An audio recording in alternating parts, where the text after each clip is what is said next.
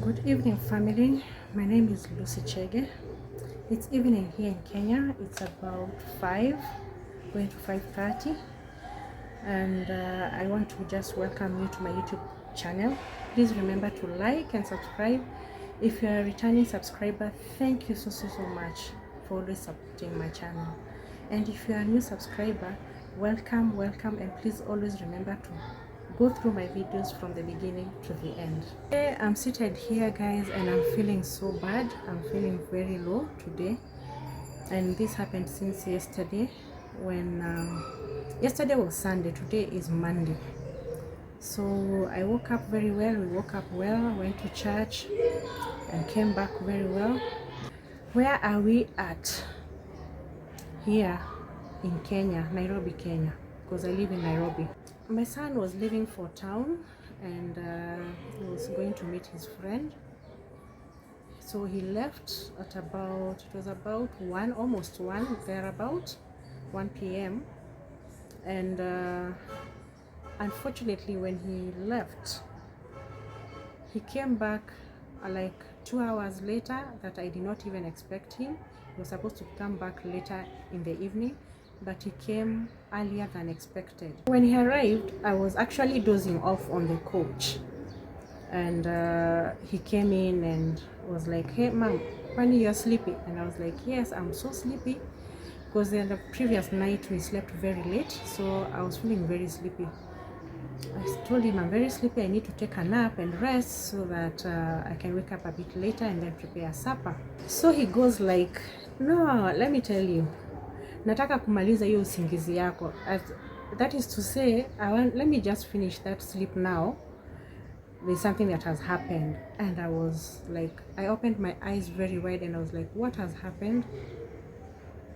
So he goes like, my phone has been stolen. It's like, what? How did it happen?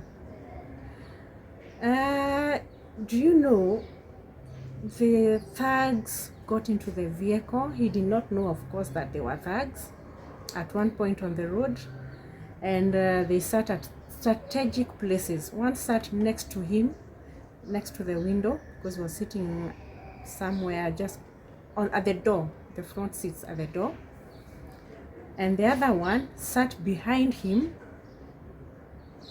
on the back seat. So what happened is that the one who sat behind behaved as if he was vomiting. And as he was throwing up, he was holding his hand, and some of the nini splashed on my son's, shoulder. He was telling me from the shoulder here. So he had to stand up very fast and allow him to continue vomiting asitapikiwe. She didn't want to get messed up. Hey, kumbe guys, it was a strategy for these guys to steal. So the lady who was seated behind with this other guy who wanted to vomit was like, "Haya, mondoke huyu anataka kutapika, mondokeni atawatapikia." So that's when my son stood up and decided to just move while standing instead of sitting down.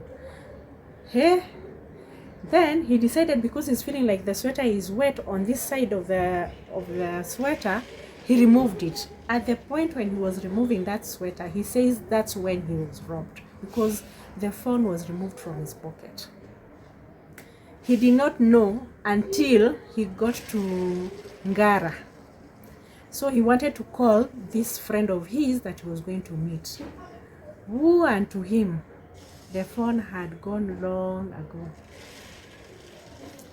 I tell you the devastation. He came back here so confused. He told me the way he reacted in the vehicle, he didn't know whether to drop and come back home or to continue with the journey. And now, nowadays, of course, we are using mobile phones, and when you arrive at whatever place you're supposed to meet, you start making calls to find out whether the other person has arrived. So when he got to Ngara is when he was trying to remove his phone to make a call. Simu ilienda kitambo. He had a cape, so he removed his cape. He tells me he removed his cape, put it on the other chair because now people had alighted, and felt so confused in the matatu. Of course, the matatu kept moving, so he found himself in town. So I was asking him, did you even have fare to come back, or what now happened? Because nowadays most people are just paying using M-Pesa, and I have always been telling him to make sure sometimes it's good to have some cash when going via matatu. 2 hours later, because he decided to get to town, and there's a place where they usually meet with this friend, so he decided to go and hang around at that place, thinking, or by good luck, this guy will just come and find him there. That's why he stayed in town for like 2 hours waiting for that guy in vain, because that guy had actually maybe since tried to change his location, and he was trying to call him and he could not reach him. So he had to come back home, where I felt so bad for him. And I'm also feeling so bad because this is a phone he was using in school for online classes. The phone was coming in handy. He never missed his online lessons. So his biggest worry was like, Mom, now imagine now, what will I be doing for the online lessons? Some of the lessons come very early in the morning, which he can have from here. Maybe luckily he can use my phone because I stay at home. But now for the lessons that come online when he's in school, he's like, he doesn't know what to do. So I was asking him whether he can share he can share a phone with the other classmates for the online classes, and he was like, yeah, but you see, I have to log in so that I can be registered present for the class. So that's the dilemma I am in. In this economy, things are tough, man. So he woke up, he went to bed a very frustrated person, woke up like looking sick because he didn't have a phone, he didn't know what to do. He was to have online lessons today, and there were several. So today I want to hear what he has to say by evening when he comes back, what he did, how he went through his classes. I can imagine how frustrating and how it felt. So I'm just waiting to hear what he has to say when he comes back in the evening. It's almost time for him to come back. It's been very insecure, very, very insecure everywhere. Even when walking around, the phones are being stolen. There's a lot of pickpocketing, and now I even understand, I'm being told that people are stealing even shopping from people. Imagine, you're just from shopping, and then someone just comes and, takes your shopping away. So guys, stay vigilant, stay very vigilant, but above all, pray, just pray. Let's keep our nation to prayer. The economy is not doing well. Things are thick. Things are very, very thick. The economy is ailing. I just said that the other day on my previous video. The economy is ailing. It's hurting. We are all hurting here. Things are very, very thick. And when there are no jobs, people are jobless, there's a lot of theft happening around. Because people don't know what to do. There's no work to do.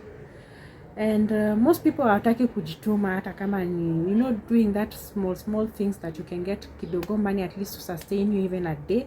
But again, the bills are many to pay, so sometimes it's difficult for people. And it's not gonna be easy. I know it's not going to continue being easy, but my son told me several people were robbed. He learned about it when there was someone else, and that lady actually who was talking about this guy to be excused his vomiting, was robbed, and he was robbed from his shopping bag. There you buy things and then you put your shopping bag somewhere in front there in a matatu. Imagine something was picked. We don't know what exactly was picked from her bag, but she was shouting also. And when the lady shouted about her something that got stolen, we don't know what it is. My son didn't get to know what it is. He was like, even my phone was stolen, and someone else was like, yeah, hata mimi nimeibiwa. So I can imagine the whole confusion in the vehicle, in the matatu. People came out very confused, So guys, we need to pray and stay safe, stay vigilant. We need to be very, very vigilant. do not carry unnecessary stuff. Just carry what you need, because you never know. Carry what you need only, and just be safe. Be watchful on whoever is walking beside you, behind you, because these are the times that people are also hurt in the process of theft. If you resist, just don't resist anything. Please give away whatever it is. Uache ukiwa na amani. When you have life, at least kesho utaenda kutafuta, you know. Now that was yesterday. Guess what has happened today? Today, some guys came into our apartment.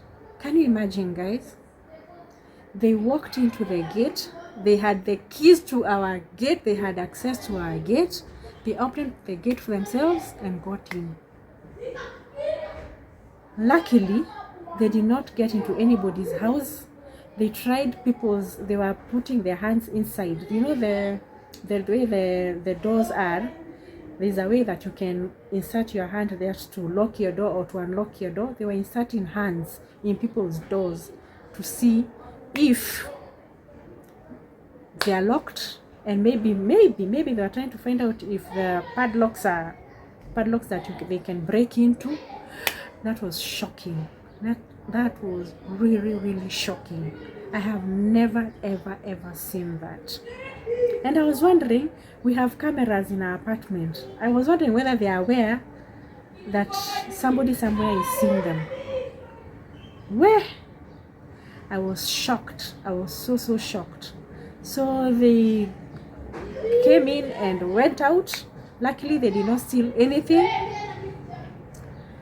And yeah, they left. Just left. They did not take anything from anyone. They did not get into anybody's house.